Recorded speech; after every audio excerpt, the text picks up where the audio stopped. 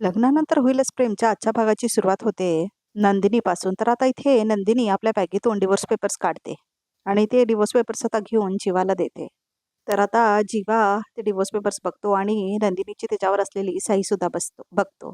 तर आता इथे दुसरीकडे पार्थ डिवोर्स पेपर्स घेऊन आता काव्याला देतो. तर आता काव्याला पण धक्का बसतो डिवोर्स पेपर्स बघून. तर आता जीवा तर त्याला काही समजतच नाही काय चाललंय त्याच्या आयुष्यात म्हणून. तो आता एकटक बघतच राहतो आता नंदिनीकडे. तर आता खूप इमोशनल सीन दाखवलंय की जीवा आता नंदिनीला बघतच असतो आणि इथे काव्या मात्र पार्थला बघतच असते. हे काय असं म्हणतो आता जीवा. तर मग आता नंदिनी म्हणते जे तुमच्या नजरेसमोर आहे तेच. तर आता नंदिनी म्हणते हे डिवोर्स पेपर्स म्हणजे मी तुम्हाला माझ्या जीवनातून मोकळं करण्याचं उचललेलं पहिलं पाऊल. तर आता नंदिनीच्या डोळ्यात अश्रू असतात आणि ती म्हणते काय झालं, तुम्हाला हेच हवं होतं ना. तर आता इथे पाच सुद्धा काव्याला म्हणतो जे जे तुम्हाला हवंय नवरा म्हणून तुम्हाला ते देणं माझं कर्तव्य आहे असं म्हणतो पार्थ. म्हणजे जोपर्यंत मी तुमचा नवरा आहे तोपर्यंत असं म्हणतो आता पार्थ. तर आता इथे काव्यालाही दुःख होत असतं हे सगळं ऐकून. ह्या आपल्या लग्नातल्या 1 महिन्यात तुम्ही काहीच नाही पाहिलं. तुम्ही ना कोणी हट्ट केला, ना कुठली वस्तू मागितली, ना कुठलंही वचन. तर आता इथे नंदिनीला दाखवलंय. तर आता नंदिनी म्हणते वचन तर काय, लग्नात गुरुजींनी सांगितले, आपण फक्त माना डोलावल्या. कुठल्याही वचनांना निभवण्याची ना मी सक्ती केली ना तुम्ही मानलीत असं म्हणते नंदिनी. पण मला कळलं नाही ह्या वेळी, म्हणजे दरवेळी ह्या आधी जेव्हा माझ्यावर संकट आलं दरवेळी तुम्ही माझ्यासाठी का लढलात असं म्हणते नंदिनी. खरं तर तुम्ही त्या पोलिसांसमोर सुद्धा तुम्ही सांगितलं होतं की मी तुमची बायको आहे. आपल्यातलं नवरा बायकोंचं नातं सगळ्यांसमोर कबूल केलं होतं तुम्ही असं म्हणते नंदिनी. तर आता पार्थ म्हणतो जे काय आहे ते आपलं नवरा बायकोंचं नातं म्हणून आपण एक्सेप्ट केलं होतं. म्हणजे मला असं वाटलं होतं असं म्हणतो पार्थ. पण फर्स्ट मंथ ॲनिव्हर्सरीच्या दिवशी तो माझा सगळ्यात मोठा गैरसमज ठरला असं म्हणतो पार्थ. तरीही मी ठरवलं होतं तुम्हाला जिंकून दाखवेन, तुम्हाला आनंद मिळावा असं वागून दाखवेन. मी माझा आनंद तुमच्यात शोधला हे चुकलंच माझं असं म्हणते आता नंदिनी. माझा आनंद तुमच्यावर अवलंबून आहे हे तुम्हाला समजलं आणि त्यामुळे बर्डन आलं ते तुमच्यावर असं म्हणते नंदिनी. मला खुश ठेवण्याचं उगच ओझं टाकलं मी तुमच्यावर असं म्हणते आता नंदिनी जीवाला. पण ह्यापुढे नाही. माझ्या आनंदी निवासमध्ये यानंतर अशी केस जरी आली तर मी मुलींना आवर्जून सांगणार आहे, आपल्या आनंदाची आपल्या सुखाची जबाबदारी दुसऱ्यांवर टाकू नका. समोरच्या समोरच्याच्या नकारावर कोमेजून जायची काहीच गरज नाही. तुमच्या बोलण्यावर तुमचा हक्क असू द्या असं म्हणते नंदिनी. मी हे विसरलेच, चुकलंच माझं नाही का असं म्हणते आता नंदिनी. तर मग आता जीवा ते डिवोर्स पेपर्स हातामध्ये घेतो आणि सगळं वाचायला लागतो त्या पेपर्सवरचं. तर आता इथे पार्थ म्हणतो काव्याला की माझंच चुकलं. आई नेहमी म्हणते आपल्या डेनात जर 2 लिटर पाणी असेल पण समोरच्याकडे घेण्यासाठी फक्त ओंझळ असेल तर आपण सगळं दिलेलं पाणीही त्याला झेपणारच नाही असं म्हणतो पार्थ. वाहून जाणार, वाया जाणार असं म्हणतो पार्थ. आणि वर समोरचा हेच म्हणणार, इतकं द्यायची काय गरज होती. बरोबर आहे, समोरच्याला तितकंच दिला पाहिजेत जेवढी त्याची घ्यायची कुवत आहे असं म्हणतो पार्थ. तेवढंच दिला पाहिजे जेवढी त्याची घ्यायची कुवत आहे. तुमची तहान 4 थेंब पाण्याची होती आणि मी बरसत राहिलो पाणी तुमच्यावर असं म्हणत होता पार्थ. तर आता इथे काव्या इमोशनल होते सगळं ऐकून.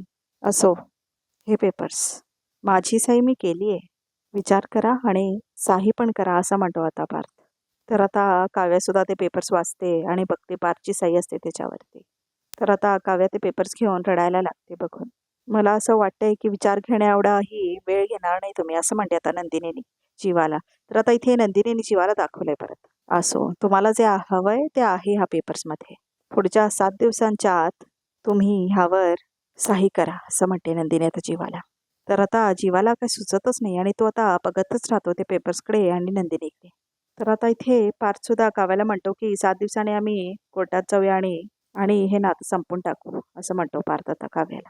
आता वाटतंय आई उगच म्हणायची लग्नानंतर होईलच प्रेम असं म्हणतो आता पार्थ. तर आता इथे नंदिनी जीवाला म्हणते ह्यापुढे कुणीच म्हणणार नाही लग्नानंतर होईलच प्रेम असं म्हणते ती.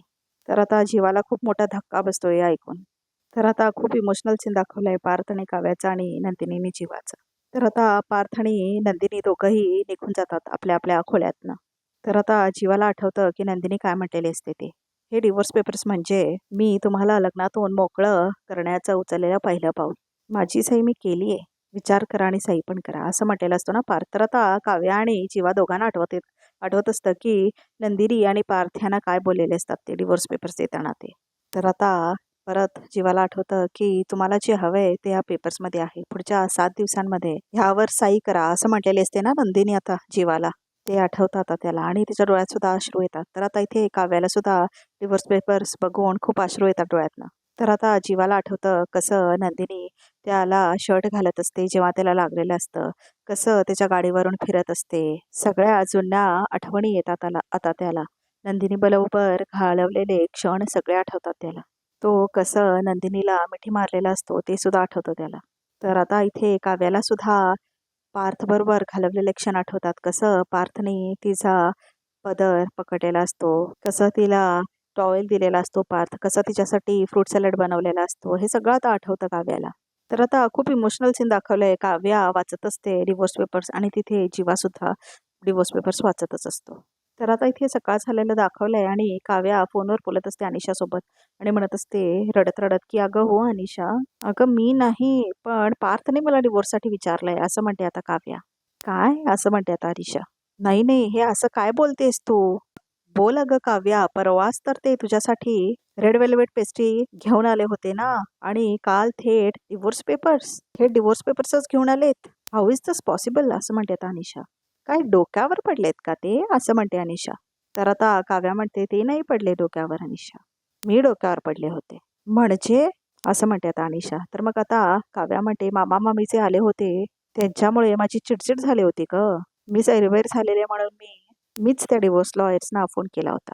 "काय? एक मिनिट," असं म्हणते आता अनिशा. "मला काहीच कळत नाही आहे," असं म्हणते आता अनिशा. "पण तू मला म्हणालीस की." तर आता काव्या म्हणते, "माझं बोलणं पूर्ण होऊ तरी दे. मला बोलू दे गं अनिशा." "बरं ठीक आहे, बोल लवकर आता," असं म्हणते अनिशा. "मी जेव्हा त्या डिव्होर्स लॉयर्सना कॉल केला होता तेव्हा त्यांच्या कामासाठी ते पार्थसमोरच बसले होते," असं म्हणते आता काव्या. "आमचं बोलणं चालू होतं तेव्हा ते पार्थना सगळं कळलं की म्हणजे पार्थला कळलं की तुला त्याच्यापासून डिव्होर्स हवा आहे," असं म्हणते अनिशा. "वा वा, काय योगायोग जुळून आलाय ना काव्या," असं म्हणते आता अनिशा. "ग्रेट, तुला ना फटकेच दिले पाहिजेत." "अगं काय करून ठेवलेस तू हे काव्या," असं म्हणते अनिशा. "अगं अनिशा मी काय करू," असं म्हणून रडायला लागते आता काव्या. "मी काय केलंय सांग बरं," असं म्हणते आता काव्या. "बरं त्यांना सॉरी म्हणायला लगेच मी इथे घरी आले," असं म्हणते काव्या. "खूप हर्ट झाले आहेत का ते माझ्यामुळे?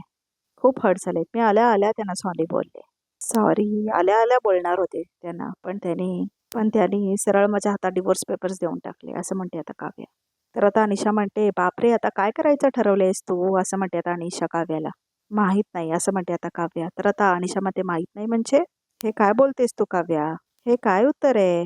अगं तुला पार्थला हर्ट केल्याचा गिल्ट आलाय आणि त्याने स्वतःहून तुला डिव्होर्स पेपर्स आणून दिले म्हणून शॉक बसला. ह्याचा अर्थ तुला हा डिव्होर्स नको आहे ना?" असं म्हणते आता अनिशा. तर आता काव्याला कन्फ्युज्ड दाखवलंय. "काव्या, अगं काय विचारते मी? बोल ना," असं म्हणते अनिशा. "ह्याचा अर्थ तुला नको आहे ना पार्थकडून डिव्होर्स?" असं म्हणते आता अनिशा. "अनिशा, पार्थची काही इश्यू नाही आहे ग मला," असं म्हणते काव्या. "खूप चांगलेच आहेत ते. हे बघ, त्यांना मी कुठेही कॉलेजमध्ये किंवा स्कूलमध्ये भेटले असते ना, त्यांच्यासोबत मी मज्जाच केली असती ग," असं म्हणते आता काव्या.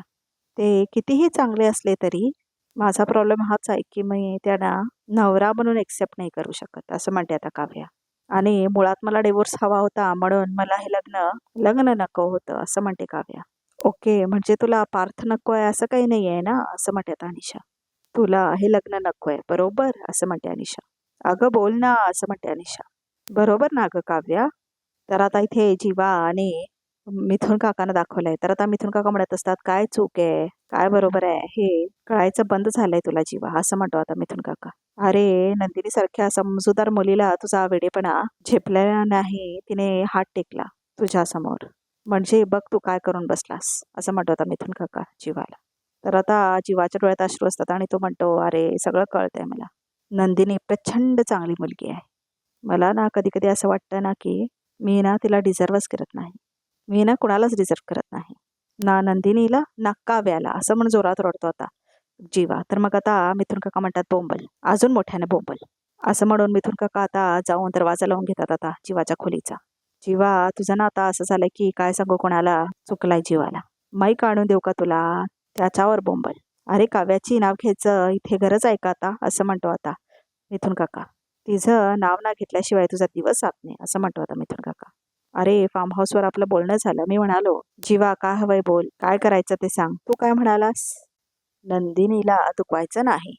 अरे बिचारी, त्या नंदिनीच्या हातून हँडमोल्ड तुटला, बिचारीला किती ओरडलेस तू. बरं आता आपलं ठरलंय ना जीवा, काव्याचा विचार करायचा नाही, काव्याचा विषय सोडून द्यायचा. मग तो हँडमोल्ड तुटल्यामुळे तुझ्यावर इतका का फरक पडावा, असं म्हणतो आता मिथुन काका जीवाला. तुझ्या अशा वागण्यामुळे बिचारी नंदिनी दुखावली, म्हणून तुझ्या हातात डिवोर्स पेपर्स ठेवले तिनं, असं म्हणतो आता मिथुन काका. बोल ना बोल, आता काय करणार आहेस, बोल ना, असं म्हणतो आता मिथुन काका जीवाला. अरे बोल ना बोल, असं म्हणून रडतो आता मिथुन काका. तर आता जीवाला समजतच नसतं काय बोलायचं ते. शांत का बसलास तू, बोल, असं म्हणतो मिथुन काका. तर आता जेव्हा बोलायचं होतं तेव्हा बोलला नाहीस म्हणून काव्याला गमावून बसलास तू. आता परत पुन्हा तीच चूक करू नकोस, नंदिनीला गमावू नकोस, तुझ्या पाया पडतो. तर आता जीवा म्हणतो हो पण मला आता कळत नाहीये मी काय करू, असं म्हणतो आता जीवा.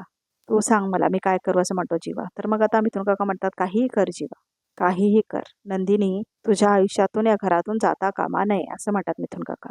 कळलं, काहीही कर, नाक घास, पाया पड, दंडवत घाल, काहीही कर. अरे तिच्यासारखी सोन्यासारखी मुलगी तुला मिळणार नाही जीवा, असं म्हणतो मिथुन काका जीवाला. हो पण आता तिलाच माझ्यासोबत राहायचे नाही आहे, तिने अशी समजूत करून घेतली आहे की मला माझं जुनं प्रेम विसरायचंच नाही.